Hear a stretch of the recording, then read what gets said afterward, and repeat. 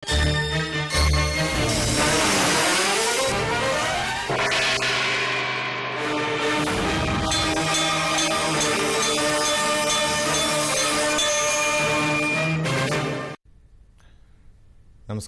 ఘంటారావానికి స్వాగతం. ముందుగా ప్రధానాంశాలు. నిబంధనల ప్రకారమే భూముల క్రమబద్ధీకరణ 3 నెలల్లో ఎల్ఆర్ఎస్ ప్రక్రియ పూర్తి చేయాలన్న మంత్రి పొంగులేటి.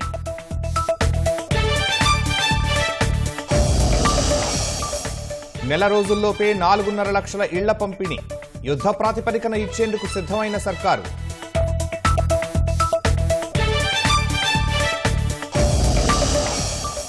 అసెంబ్లీ సమావేశాలను సర్కారు బుల్డోజ్గా మార్చిందన్న బీఆర్ఎస్. సమస్యలను ప్రస్తావిస్తే గొంతు నొక్కేశారన్న ప్రశాంత్ రెడ్డి.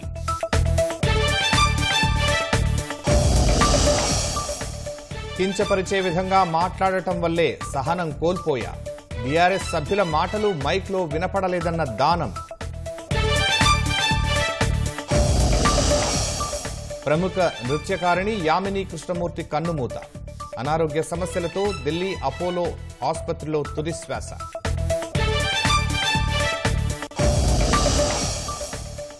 వయనాడు విలయంలో ఇంకా 206 ఆచూకీ గల్లంతు. ఆధునిక రాడార్లు, జీపీఎస్ డేటా సాయంతో గాలింపు చర్యలు. ఆహార మిగులు దేశంగా భారత్ ఎదిగిందన్న ప్రధాని మోదీ.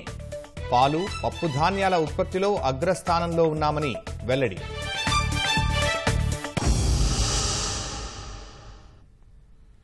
ఈ నెల ఆఖరులోపే 4,50,000 ఇళ్లు ఇచ్చేందుకు సర్కారు సిద్ధంగా ఉందని మంత్రి పొంగులేటి శ్రీనివాసరెడ్డి తెలిపారు. జయశంకర్ భూపాలపల్లి జిల్లా గణపురం మండలంలో మంత్రులు శ్రీధర్బాబు, సీతక్కతో కలిసి పొంగులేటి శ్రీనివాసరెడ్డి పర్యటించారు. Gandhinagar cross Mylaram గుట్టపైన industrial park మంత్రులు శంకుస్థాపన చేశారు. వన మహోత్సవం కార్యక్రమంలో భాగంగా గుట్టపై మొక్కలు నాటారు. అనంతరం అక్కడ ఏర్పాటు చేసిన సమావేశంలో పాల్గొన్నారు. ఇచ్చిన ప్రతి మాటను కాంగ్రెస్ నిలబెట్టుకుంటుందని మంత్రి సీతక్క స్పష్టం చేశారు. అన్ని ప్రాంతాల అభివృద్ధి కోసమే కాంగ్రెస్ పనిచేస్తోందని మంత్రి శ్రీధర్బాబు పేర్కొన్నారు. కాంగ్రెస్ పార్టీ అధికారంలోకి వచ్చిన తెల్లారి నుండే అధికారం పోయినటువంటి అక్కస్తోటి వాళ్ళు ప్రజల కోసం కాదు మాట్లాడేది, అధికారం పోయిందన్నటువంటి అక్కస్తోటి నిన్నటిదాకా వాళ్లే అధికారంలో ఉన్నారు. 10 ఏళ్లు తెలంగాణ ఉద్యమంలో యువతనంతా ఉపయోగించుకున్నారు. ఇంటికో ఉద్యోగం అని చెప్పిండ్రు. ఉద్యోగమే ఒక ఉద్యమం, ఉద్యోగం కోసమే తెలంగాణ ఉద్యమం అని చెప్పిండ్రు. కానీ 10 ఏళ్లలో ఉద్యోగాలు ఇవ్వలే, డిఎస్సి ఇయ్యలే, మరి గ్రూప్ 1 ఇయ్యలే, గ్రూప్ 2 ఇయ్యలే, నోటిఫికేషన్లు ఇయ్యలే. ఇచ్చిన నోటిఫికేషన్లు కూడా లీక్ అయి క్యాన్సిల్ అయి రోజుల తరబడి సంవత్సరాల తరబడి మన పిల్లలు కోచింగ్ సెంటర్లలో తిప్పుకున్నటువంటి పార్టీ అలా కొలువుల కోసం మేము ధర్నాలు అంటున్నాం. ప్రతి నియోజకవర్గానికి 3,500 ఇళ్లు ఇస్తున్నమాట వాస్తవం. ఈ నియోజకవర్గానికి ఇంకొక 2,000 ఎక్కువ కావాలని అడిగాడు. తప్పకుండా 2,000 కాకపోయినా ఈ నెలాఖరు లోపే ప్రతి గ్రామానికి, ప్రతి నియోజకవర్గానికి ఏదైతే ఈ రాష్ట్రంలో 4,50,000 ఇళ్లు ప్రభుత్వం శాంక్షన్ చేసిందో ఈ 4,50,000 ఇళ్లు మొదటి విడతగా ఈ రాబోయే నెల రోజుల లోపే ఈ రాష్ట్రంలో ప్రతి ఊరికి యుద్ధ ప్రాతిపదిక మీద ఈ ప్రభుత్వం ఇవ్వటానికి సిద్ధంగా ఉంది. గొప్పగా చెప్పుకుంటారు చాలా మంది. మొన్న వచ్చిపోయారు, ఏడికి కాళేశ్వరంకి వచ్చిపోయారు. ఎవరు? టీఆర్ఎస్ పార్టీకి సంబంధించిన నాయకులు వచ్చిపోయారు. ఏ జిల్లాకు వచ్చిండ్రు? భూపాల్పల్లి జిల్లాకు వచ్చి. భూపాల్పల్లి జిల్లాలో 2 బ్యారేజీలు ఉన్నాయి. ఒకటి మేడిగడ్డ బ్యారేజ్ ఉంది, ఇంకోటి అన్నారం బ్యారేజ్ ఉంది. కనీసం ఒక్క బ్యారేజ్ ద్వారానైనా ఈ రోజు ఆ ప్రాజెక్టు ద్వారా అయినా అటు మా ప్రాంతానికి కానీ ఇటు భూపాల్పల్లి నియోజకవర్గానికి ఒక్క ఎకరం అయినా ఎక్కడైనా వచ్చిందా? ఒక్క ఎకరం రావడానికి ఆలోచన చేసిండ్రా? ఎంత దూరం ఉంటుందా? ఈ నుంచి 40-50 కిలోమీటర్ల దూరంలో నీరు అందించక పోయిరు తీసుకుపోయారు. నల్లగొండ కానీ గొప్పలు చెప్తా ఉన్న ఆనాటి నాయకులను మనం ఈ రోజు ప్రశ్నించాం. మార్పు తీసుకొచ్చే ప్రయత్నంలో ఈ రోజు కాళేశ్వరానికి సంబంధించిన బ్యారేజ్ నిర్మాణంలో మరి ఏ విధంగానైతే ఒక అశాస్త్రీయబద్ధంగా కట్టిన బ్యారేజీలు కుంగిపోవడం జరిగిందో మీరందరూ కూడా ప్రత్యక్షంగా చూసి. లేఅవుట్ రెగ్యులరైజేషన్పై కలెక్టర్లతో రెవెన్యూ శాఖ మంత్రి పొంగులేటి శ్రీనివాసరెడ్డి వీడియో కాన్ఫరెన్స్ నిర్వహించారు. ఎల్ఆర్ఎస్ దరఖాస్తులపై కలెక్టర్లతో సమీక్షించారు. నిబంధనల ప్రకారమే భూముల క్రమబద్దీకరణ చేయాలని, 3 నెలల్లో ఎల్ఆర్ఎస్ ప్రక్రియ పూర్తి చేయాలని మంత్రి సూచించారు. 25,70,000 దరఖాస్తులు పెండింగ్లో ఉన్నాయని, వాటి పరిష్కారం కోసం 4 ఏళ్లుగా లబ్ధిదారులు ఎదురుచూస్తున్నారని అధికారులతో పేర్కొన్నారు. ప్రభుత్వ భూములు అన్యాక్రాంతం కాకుండా పరిరక్షించాలని కలెక్టర్లకు మంత్రి సూచించారు. దళిత బంధు పథకం కింద మంజూరైన యూనిట్లను అమ్మడం, బదిలీ చేయడం నేరమని ఉప ముఖ్యమంత్రి భట్టి విక్రమార్క స్పష్టం చేశారు. ఖమ్మం జిల్లా మధిర నియోజకవర్గం చింతకానిలో దళిత బంధు పథకంపై అమలుపై అధికారులతో సమీక్ష నిర్వహించారు. దళిత బంధు దుర్వినియోగంలో లబ్ధిదారునికి ఎంత పాత్ర ఉంటుందో ప్రత్యేక అధికారులది అంతే ఉంటుందన్నారు. మొదటి దశ విజయవంతంగా పూర్తి చేసిన దళిత బంధు లబ్ధిదారులకు వారంలోగా 2వ దశ నిధులు విడుదల చేస్తామన్నారు. దళిత బంధు దారి మళ్లితే సహించేది లేదని అధికారులను భట్టి హెచ్చరించారు. వారం లోపల దారి మళ్లిన వాటిని తిరిగి లబ్ధిదారులకు అప్పగించాలని ఆదేశించారు. అమెరికాలో వ్యవసాయ శాఖకు సంబంధించి ఉన్నత విద్య అభ్యసించడానికి ఎన్నికైన 4 విద్యార్థులు మంత్రి తుమ్మల నాగేశ్వరరావును కలిశారు. ఈ ఫెలోషిప్కు ఎంపికైన విద్యార్థులకు అయ్యే ఖర్చు మొత్తం ప్రభుత్వమే భరిస్తుందని మంత్రి తెలిపారు. ఒక్కో విద్యార్థికి 2 సంవత్సరాలకు గాను 2,22,00,000 రూపాయలు విడుదల చేసినట్లు మంత్రి తెలిపారు. ఉన్నత విద్య అభ్యసించి శాస్త్రవేత్తలుగా భారత వ్యవసాయ రంగం, రైతాంగానికి సేవలందించాలంటూ విద్యార్థులను ఆశీర్వదించారు. రాష్ట్రంలో పేద విద్యార్థులు, ఆయా రంగాల్లో ప్రతిభ చూపుతున్న అభ్యర్థులకు ప్రభుత్వం అండగా ఉంటుందని మంత్రి భరోసానిచ్చారు. బడ్జెట్ సమావేశాలను బుల్డోజ్ సమావేశాలుగా రేవంత్ రెడ్డి ప్రభుత్వం మార్చిందని మాజీ మంత్రి ప్రశాంత్ రెడ్డి తప్పుబట్టారు. 6 రోజుల్లో ఒక్కరోజే ప్రశ్నోత్తరాలకే అవకాశం ఇచ్చారని, 0 అవర్ ప్రస్తావన లేకుండా పోయిందని ఆయన ఆరోపించారు. కేవలం 2 రోజుల్లోనే పద్దులపై చర్చ పూర్తి చేశారన్న ఆయన కేసీఆర్ ప్రభుత్వంపై ఏడ్చేందుకు, భారాసాను తిట్టేందుకు మాత్రమే సమావేశాలను వినియోగించుకున్నారంటూ ఆగ్రహం వ్యక్తం చేశారు. సమస్యల గురించి ప్రస్తావిస్తే మైక్ కట్ చేశారు, నిరసన తెలిపితే మార్షల్స్తో సభ నుంచి బయటకు పంపించారంటూ ప్రశాంత్ రెడ్డి ధ్వజమెత్తారు. రేవంత్ రెడ్డిది ప్రజాపాలన కాదు, ప్రతిపక్షాలపై పంజా పాలన అంటూ తీవ్ర వ్యాఖ్యలు చేశారు. 75 కోట్ల రూపాయలతో 1,50,000 ఎకరాలకు నీళ్లు ఎలా ఇస్తారని భట్టిని ప్రశ్నించారు. భట్టికి నోబెల్ ప్రైజ్ ఇవ్వొచ్చంటూ ప్రశాంత్ రెడ్డి ఎద్దేవా చేశారు. సాక్షిగా అబద్దాలు ఆడినారు. అసెంబ్లీ సాక్షిగా చిల్లర వేషాలు వేసినారు. అసెంబ్లీ సాక్షిగా మా మహిళా సభ్యుల్ని, మా సభ్యుల్ని అవమానం చేయటానికి, అసెంబ్లీ సాక్షిగా అబద్దపు ఆడంబర ప్రచారాలు చేసుకోవటానికి, అసెంబ్లీ సాక్షిగా మమ్మల్ని బెదిరించడానికి వాడుకున్నారు తప్పిస్తే ఈ సమావేశాల ద్వారా ఒరిగింది ఏమీ లేదు ప్రజలకు అని చెప్పి మేము భావిస్తా ఉన్నాం. ఎటువంటి అబద్దాలు ఆడి అసెంబ్లీ సాక్షిగా అంటే మామూలుగా కాదు. సరే, అందరు మంత్రులు, అందరు సభ్యులు ఇష్టం వచ్చినట్టు మాట్లాడినారు. చాలా అబద్దాలు. పోనీ వాళ్ళు సభ్యులే కదా, మంత్రులే కదా అనుకుంటే స్వయాన ముఖ్యమంత్రి గారు, ఉప ముఖ్యమంత్రి గారు కూడా అబద్దాలు మాట్లాడినారు. ముఖ్యమంత్రి గారు అంటారు నిండు సభలో, సభా సాక్షిగా ఈ కొత్త కాంగ్రెస్ ప్రభుత్వం 30,000 ఉద్యోగాలు ఇచ్చింది అన్న మాట మాట్లాడినాడు. నేను అడుగుతా ఉన్నా ఈ రాష్ట్రంలో ఉన్నటువంటి మేధావి లోకాన్ని, నేను అడుగుతా ఉన్నా, ఎక్కడైనా, ఏ దేశంలో అయినా, ఏ రాష్ట్రంలో అయినా నోటిఫికేషన్ ఇవ్వకుండా ఉద్యోగాలు భర్తీ చేస్తారా? రేవంత్ రెడ్డి గారు 30,000 ఉద్యోగాలు మేము ఇచ్చినాము అన్న మాట మాట్లాడినాడు. ఆ 30,000 ఉద్యోగాలకు సంబంధించి నోటిఫికేషన్ ఇచ్చినవా? నోటిఫికేషన్ ఇవ్వకుండానే నీ ఉద్యోగాలు నువ్వెట్లా భర్తీ చేసినట్టు అవుద్ది? అసలు ఒక్క నోటిఫికేషన్ ఇవ్వకుండానే 30,000 ఉద్యోగాలు మేము భర్తీ చేసినామన్న అబద్దం. అట్లనే హరీష్ రావు గారు అప్పుల గురించి మాట్లాడుతూ ఉంటే, ద్రవ్య వినిమయ బిల్లు పైన ఆయన వచ్చి జగదీశ్వర్ రెడ్డి గారు విద్యుత్ మీద మాట్లాడుతూ ఉంటే ముఖ్యమంత్రి గారు హడావుడిగా అసెంబ్లీ లోపలికి వచ్చేసి ఇగో ఈ పేపర్ని చూపెట్టాడు. ఇది అధికారికమైన పేపర్, దీన్ని చదివాడు ఆయన. అదర్ దెన్ అగ్రికల్చర్ కన్జ్యూమర్స్ అని మింగేస్తే అన్నిటికీ మీటర్లు పెట్టమన్నట్టు పెట్టుకున్నట్టు ఒప్పుకున్నట్టు. కానీ ఇక్కడ అదర్ దెన్ అగ్రికల్చర్ కన్జ్యూమర్స్ అనే పదం ఉంది. అంటే అగ్రికల్చర్ కనెక్షన్లు కాకుండా వేరే వాటికి అని అర్థం. మీటర్లు అవి కూడా పాత మీటర్లు చెడిపోయిన దగ్గర స్మార్ట్ మీటర్లు పెట్టండి అని అర్థం. ఈ మొత్తం దాన్ని ఆ స్మార్ట్ మీటర్లు కూడా పెట్టలేదు, అది వేరే విషయం. కానీ ఒక ముఖ్యమంత్రిగా ఒక అధికారిక డాక్యుమెంట్ ని అదర్ దెన్ అగ్రికల్చర్ కన్జ్యూమర్స్ అనే పదాన్ని మింగేసి చదివి సభను తప్పుదో పట్టించినాడు. ఈ రాష్ట్ర ప్రజలకు అబద్దం చెప్పినాడు.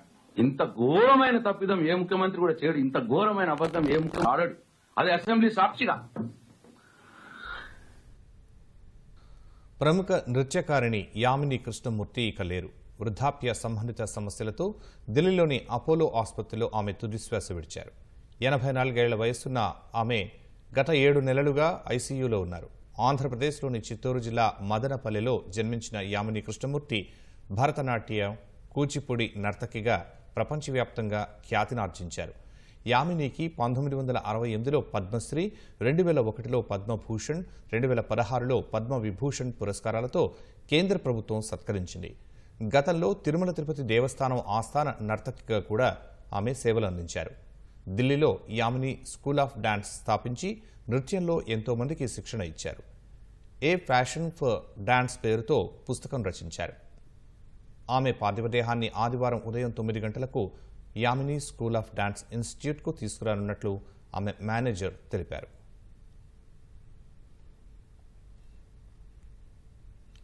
ప్రాంతీయ రింగ్ రోడ్డు సర్వేను మెదక్ జిల్లాలో రైతులు అడ్డుకున్నారు. మెదక్ జిల్లా నర్సాపూర్ మండలంలో సర్వే చేయడానికి వచ్చిన అధికారులు సర్వే సిబ్బందిని అడ్డుకున్నారు. రెడ్డిపల్లి, చిన్న చింతకుంట వద్ద RRR సర్వేను అడ్డుకున్న రైతులు ఆర్డీఓ ఇతర అధికారులతో వాగ్వాదానికి దిగారు. రహదారిపై బైఠాయించి ఆందోళన చేశారు. కాళేశ్వరం కాలువ, ఛత్తీస్గఢ్ విద్యుత్ line, 132 kV line, Kondapochamma Sagar చిన్న కాలువ కోసం ఇప్పటికే భూములు ఇచ్చామన్న రైతులు ఇప్పుడు రీజనల్ రింగ్ రోడ్డు కోసం భూములు అడుగుతున్నారని ఆవేదన వ్యక్తం చేశారు. అధికారులు నచ్చజెప్పే ప్రయత్నం చేసినా రైతులు సర్వేకు ఒప్పుకోలేదు. భూమికి భూమే ఇవ్వాలని డిమాండ్ చేశారు. దీంతో మళ్లీ వస్తామంటూ అధికారులు వెనుదిరిగారు.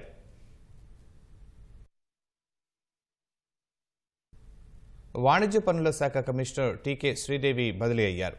షెడ్యూల్ కులాల అభివృద్ధి సంస్థ కమిషనర్గా శ్రీదేవిని బదిలీ చేసిన ప్రభుత్వం వాణిజ్య పన్నుల కమిషనర్గా ఆ శాఖ ముఖ్య కార్యదర్శి రిజ్వీకి అదనపు బాధ్యతలు అప్పగించింది. జీఎస్టీలో అక్రమాలు జరిగాయని వాణిజ్య పన్నుల శాఖ నుంచి ఆదాయం ఆశించిన మేరకు రావడం లేదని ప్రభుత్వం ఇటీవల అసంతృప్తితో ఉంది. వాణిజ్య పన్నుల శాఖ సంయుక్త కార్యదర్శి శ్రీనివాసరెడ్డి మార్క్ఫెడ్ ఎండీగా బదిలీ అయ్యారు. రాష్ట్రంలో 8 మంది ఐఏఎస్లను బదిలీ చేస్తూ ప్రభుత్వం ఉత్తర్వులు జారీ చేసింది. రవాణా, హౌసింగ్ శాఖల ప్రత్యేక ప్రధాన కార్యదర్శి వికాస్ రాజ్ పోస్టును రవాణా, R&B ప్రత్యేక ప్రధాన కార్యదర్శిగా మార్చింది. విపత్తుల నిర్వహణ విభాగం జాయింట్ సెక్రటరీగా ఎస్ హరీష్ను నియమించిన ప్రభుత్వం రవాణా, R&B శాఖల సంయుక్త కార్యదర్శిగా అదనపు బాధ్యతలను కేటాయించింది. మార్కెటింగ్ శాఖ డైరెక్టర్గా పి ఉదయ్ కుమార్కు ప్రభుత్వం అదనపు బాధ్యతలను అప్పగించింది. పురపాలక, పట్టణాభివృద్ధి శాఖ ఉప కార్యదర్శిగా సిహెచ్ ప్రియాంక నియమితులయ్యారు. హాకా మేనేజింగ్ డైరెక్టర్గా కె చంద్రశేఖర్ రెడ్డిని నియమిస్తూ ఉత్తర్వులు జారీ చేసింది.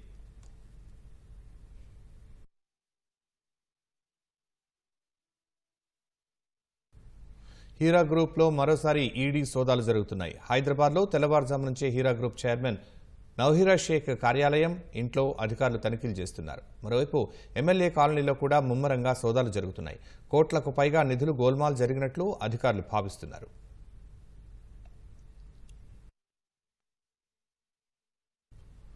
హైదరాబాద్ డ్రగ్స్ విక్రయాలపై ఎక్సైజ్ ఎన్ఫోర్స్మెంట్ విచారణలో సంచలన విషయాలు వెలుగులోకి వచ్చాయి. వరుస దాడులతో భయపడుతున్న డ్రగ్స్ ముఠాలు ఆన్లైన్లో మారక ద్రవ్యాల దందా నడుపుతున్నట్లు పోలీసులు గుర్తించారు. వాట్సాప్ లొకేషన్ ద్వారా అనుమానం రాకుండా డ్రగ్స్ అమ్మకాలు జరుపుతున్న బెంగళూరు ముఠాలు డ్రగ్స్ కావాలంటే వచ్చి తీసుకువెళ్లాలంటున్న లొకేషన్ షేర్ చేస్తూ మారక ద్రవ్యాలు విక్రయిస్తున్నారు. డ్రగ్స్ నేరుగా చేతికి ఇవ్వకుండా చెప్పిన స్థలంలో కొనుగోలుదారుడికి ఇస్తున్నారు.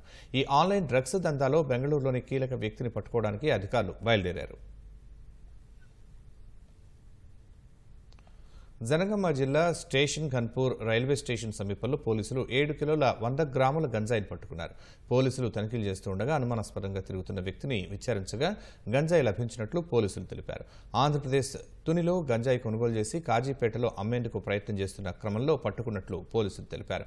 నిందితుడిపై కేసు నమోదు చేసి రిమాండ్కు తరలించినట్లు Janagama west zone DCP Rajamahendra Nayak వెల్లడించారు.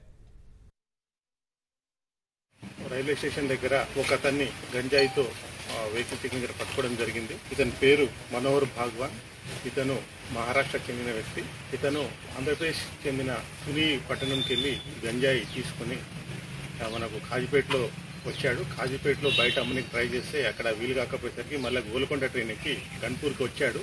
గన్పూర్ స్టేషన్లో ఆర్పీఎఫ్ వాళ్ళు చెక్ చేస్తుంటే ఎక్కడ పట్టుకుంటారని చెప్పేసి మన రైల్వే స్టేషన్ దిగి బయటికి రావడం జరిగింది. బయటకు వచ్చిన తర్వాత బయట ఉన్న మన పోలీస్ ఆఫీసర్స్ ఇక్కడ వెహికల్ చెకింగ్ చేస్తుంటే వాళ్ళని చూసి పారిపోతుంటే ఎందుకు పారిపోతున్నా అని చెప్పేసి పట్టుకుంటే అతని దగ్గర 7 కిలోల 100 గ్రాముల గంజాయి అది దొరకడం జరిగింది. ఈ గంజాయి సుమారు 1,77,000 రూపాయలు వర్తగలదు. దీన్ని పంచుల సమక్షంలో సీజ్ చేసి కేసు రిజిస్టర్ చేసి అతన్ని అరెస్ట్ చేయడం జరిగింది. మహబూబాబాద్ జిల్లాలో పోలీసులు గుడుంబా స్థావరాలపై దాడులు నిర్వహించి 272 లీటర్ల నాటు సారాయిని స్వాధీనం చేసుకున్నారు. జిల్లా వ్యాప్తంగా దాడులు నిర్వహించిన పోలీసులు 50 కిలోల నల్ల బెల్లం, 8,330 లీటర్ల బెల్లం పానకాన్ని ధ్వంసం చేశారు. గుడుంబాను తయారు చేస్తున్న 27 మందిపై కేసులు నమోదు చేశారు.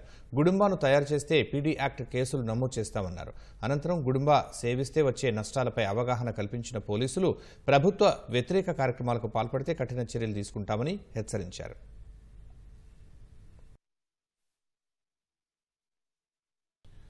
ఆహార మిగులు దేశంగా మారిన భారత్ ప్రస్తుతం ప్రపంచ ఆహార భద్రత కోసం కృషి చేస్తోందని ప్రధాని నరేంద్ర మోదీ తెలిపారు. 60 ఏళ్ల తర్వాత భారత్లో నిర్వహిస్తున్న 32వ international conference of agricultural economics ICAEను ప్రధాని మోదీ ఢిల్లీలో ప్రారంభించారు. ఈ సమావేశానికి 70 దేశాల నుంచి సుమారు 1000 మంది ప్రతినిధులు హాజరయ్యారు. 2024-25 కేంద్ర బడ్జెట్ స్థిరమైన వ్యవసాయంపై దృష్టి సారించిందని మోదీ చెప్పారు. గతంలో ICAEకి ఆతిథ్యం ఇచ్చినప్పుడు భారతదేశం అప్పుడే స్వాతంత్ర్యం సాధించిందని మోదీ గుర్తు చేశారు. ఆ సమయంలో వ్యవసాయం, ఆహార భద్రత పరమైన సవాళ్లను ఎదుర్కొన్నట్లు చెప్పారు. ఇప్పుడు భారత్ ఆహార మిగులు దేశంగా ఎదిగిందని, పాలు, పప్పు ధాన్యాలు, సుగంధ ద్రవ్యాల ఉత్పత్తిలో ప్రపంచంలో అగ్రస్థానంలో ఉందని మోదీ చెప్పారు. ఆహార ధాన్యాలు, పండ్లు, కూరగాయలు, పత్తి, చక్కెర, టీ ఉత్పత్తిలో 2వ అతిపెద్ద ఉత్పత్తిదారుగా మారిందని తెలిపారు. గత 10 ఏళ్లలో భారత్ వాతావరణాన్ని తట్టుకునే 1900 కొత్త వంగడాలను అందించిందని ప్రధాని చెప్పారు. భారతదేశం ప్రకృతి వ్యవసాయాన్ని ప్రోత్సహిస్తోందని వివరించారు. పెట్రోల్లో 20% ఇథనాల్ బ్లెండింగ్ లక్ష్యాన్ని సాధించే దిశగా తమ దేశం పయనిస్తోందని అన్నారు. भारतीय कृषि की एक और विशेषता है, भारत में हम आज भी 6 सीजन्स को ध्यान में रखते हुए सब कुछ प्लान करते हैं. हमारे यहाँ 15 एग्रो क्लाइमेटिक जोन्स की अपनी खासियत है. भारत में अगर आप कुछ 100 किलोमीटर ट्रेवल करें तो खेती बदल जाती है. मैदानों की खेती अलग है, हिमालय की खेती अलग है, डेजर्ट ड्राई डेजर्ट की खेती अलग है, जहां पानी कम होता है वहां की खेती अलग है, और कोस्टल बेल्ट की खेती अलग है. ये जो डायवर्सिटी है यही ग्लोबल फूड की सिक्योरिटी के लिए भारत को उम्मीद की किरण बनाती है. కేరళ వయనాడ్ జిల్లాలో కొండ చర్యలు విరిగిపడిన ఘటనలో గాలింపు చర్యలు ముమ్మరంగా కొనసాగుతున్నాయి. ఎక్కడికక్కడ కొండరాళ్లు, చెట్లు, మట్టి దిబ్బలతో నిండిపోయిన ప్రాంతాల్లో సహాయ చర్యలు సవాల్గా మారాయి. మట్టిలో కూరుకుపోయిన వారిని గుర్తించేందుకు ఆధునిక రాడార్లను ఉపయోగిస్తున్నారు. GPS డేటా సాయంతో గాలింపు కొనసాగిస్తున్నారు. మొత్తంగా వయనాడ్ విలయంలో మృతుల సంఖ్య 334కి చేరింది. 206 మంది ఆచూకీ ఇంకా తెలియటం లేదని సీఎం విజయన్ ప్రకటించారు. నదిలో దొరికిన మృతదేహాలను గుర్తించడం కష్టంగా మారిందని వివరించారు. కొండ చర్యలు విరిగిపడ్డ కేరళలోని వయనాడ్ జిల్లాలో శనివారం కూడా సహాయ చర్యలు కొనసాగించారు. భారీ యంత్రాలు, అధునాతన పరికరాలతో ఉదయం నుంచే గాలింపు చర్యలు చేపట్టారు. సహాయ చర్యల్లో నైపుణ్యమున్న ప్రైవేటు కంపెనీలు, వాలంటీర్లు కూడా సైన్యం, పోలీసులు, విపత్తు విభాగాలకు సహకరిస్తున్నారు. కొండ చర్యలు విరిగిపడిన ముండక్కై, చూర్మాలా ప్రాంతాల్లో బండరాళ్లు, కర్రలు, శిథిలాలను తొలగిస్తున్నారు. శుక్రవారం నుంచి కొండ చర్యలు విరిగిపడిన ప్రాంతాలను జోన్లుగా విభజించి GPS ఉపయోగించి సహాయ చర్యలు ముమ్మరం చేశారు. వైమానిక ఛాయాచిత్రాలు, సెల్ ఫోన్ డేటా ఆధారంగా లొకేషన్ మ్యాపింగ్ చేశారు. మట్టి, శిథిలాల కింద చిక్కుకున్న వారిని గుర్తించేందుకు గ్రౌండ్ పెనిట్రేటింగ్ రాడార్, డాగ్ స్క్వాడ్లను ఉపయోగిస్తున్నారు. కేరళ ప్రభుత్వం చేసిన విజ్ఞప్తి మేరకు జేవియర్ రాడార్ 1, 4 రీకో రాడార్లను మోహరించారు. ఎవరైనా ప్రాణాలతో బయటపడితే తక్షణ వైద్య సాయం చేయడం కోసం పెద్ద సంఖ్యలో వైద్య నిపుణులు, అంబులెన్స్లను సిద్ధంగా ఉంచారు. 190 అడుగుల పొడవైన బెయిలీ వంతెన నిర్మాణం పూర్తి కావడంతో భారీ యంత్రాలు, వాహనాలు తరలించేందుకు మార్గం సుగమమైంది. వైనాడ్, మలప్పురం, కోజికోడ్ జిల్లాల గుండా ప్రవహించే చెలియార్ నదీ తీరం వెంబడి సహాయక చర్యలు కొనసాగుతున్నాయి.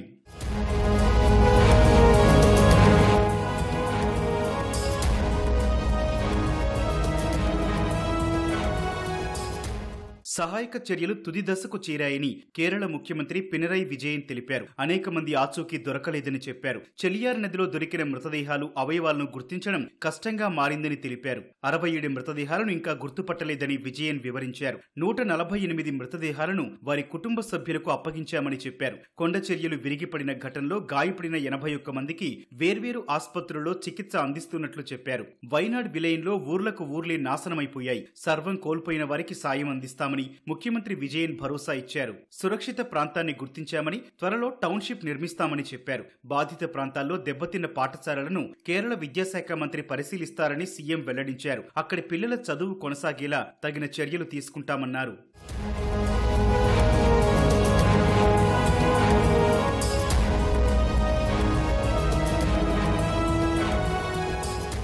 కేరళలో బాధితులను ఆదుకునేందుకు విరాళాల వెల్లువ కొనసాగుతోంది. ముఖ్యమంత్రి విపత్తు సహాయ నిధికి సీఎం పినరయి విజయన్ ₹1,00,000, ఆయన భార్య కమల 33,000 అందించారు. కాంగ్రెస్ సీనియర్ నాయకుడు రమేష్ చెన్నితాల ఎమ్మెల్యేగా తన నెల వేతనం అందిస్తున్నట్లు ప్రకటించారు. అయితే కేరళ పీసీసీ అధ్యక్షుడు కె సుధాకరన్ ఈ వైఖరిని తప్పుపట్టారు. వామపక్షాల నేతృత్వంలో ప్రభుత్వానికి కాంగ్రెస్ నేతలు ఎవరూ విరాళాలు ఇవ్వాల్సిన పనిలేదన్నారు. బాధితులకు సహాయం చేసేందుకు కాంగ్రెస్ పార్టీ ప్రత్యేకంగా విరాళాల సేకరణ చేపడుతోందని చెప్పారు. రమేష్ చెన్నితాల ప్రభుత్వానికి కాకుండా పార్టీ సేకరించే ఫండుకు నిధులివ్వాలని సుధాకరన్ సూచించారు. ఇదే సమయంలో వైనాడ్లో కర్ణాటక ప్రభుత్వం 100 ఇళ్లను కట్టిస్తోందని ఆ రాష్ట్ర ముఖ్యమంత్రి సిద్ధరామయ్య ప్రకటించారు. విపత్తు విలయానికి గురైన కేరళకు కర్ణాటక అండగా నిలుస్తుందని ఎక్స్లో పోస్ట్ చేశారు. వయనాడ్లో కొండచర్యలు విరిగిపడిన ప్రాంతంలో సినీ నటుడు మోహన్ లాల్ పర్యటించారు. మోహన్ లాల్ భారత టెరిటోరియల్ ఆర్మీలో లెఫ్టినెంట్ కల్నల్గా ఉన్నారు. సైనిక దుస్తుల్లో వయనాడ్ జిల్లాలోని మొప్పాడ సైనిక క్యాంప్కు మోహన్ లాల్ చేరుకున్నారు. అక్కడ అధికారులతో సమావేశమై సహాయక చర్యల గురించి అడిగి తెలుసుకున్నారు. తర్వాత సైనిక వాహనంలో కొండచర్యలు విరిగిపడిన ప్రాంతాల్లో పర్యటించారు. అక్కడ నష్టం వివరాలను సైనిక ప్రతినిధులు మోహన్ లాల్కు వివరించారు. చూరల్మాల, ముండక్కాయ్ తదితర ప్రాంతాల్లో పర్యటించిన మోహన్ లాల్ ₹3 కోట్ల విరాళం ఇస్తానని ప్రకటించారు. విశ్వశాంతి ఫౌండేషన్ ద్వారా ఈ సాయం అందిస్తానని చెప్పారు. అవసరమైతే మరింత సాయం చేస్తానని వివరించారు. సినీ పరిశ్రమలో చేసిన సేవకుగాను గౌరవ సూచకంగా మోహన్ లాల్కు 2009లోనే టెరిటోరియల్ ఆర్మీలో లెఫ్టినెంట్ కర్నల్ హోదాను ప్రదానం చేశారు. క్లిష్ట పరిస్థితులను ఎదుర్కొంటున్న కేరళ రాష్ట్రం వయనాడ్ ప్రకృతి విపత్తు బాధితులను ఆదుకోవడం మన సమష్టి బాధ్యత అని సిపిఐ జాతీయ కార్యదర్శి డాక్టర్ కె నారాయణ అన్నారు. హైదరాబాద్ అబిట్స్ కూడలిలో సిపిఐ ఆధ్వర్యంలో కేరళ, వయనాడ్ బాధితుల సహాయార్థం విరాళాల సేకరణ నిర్వహించారు.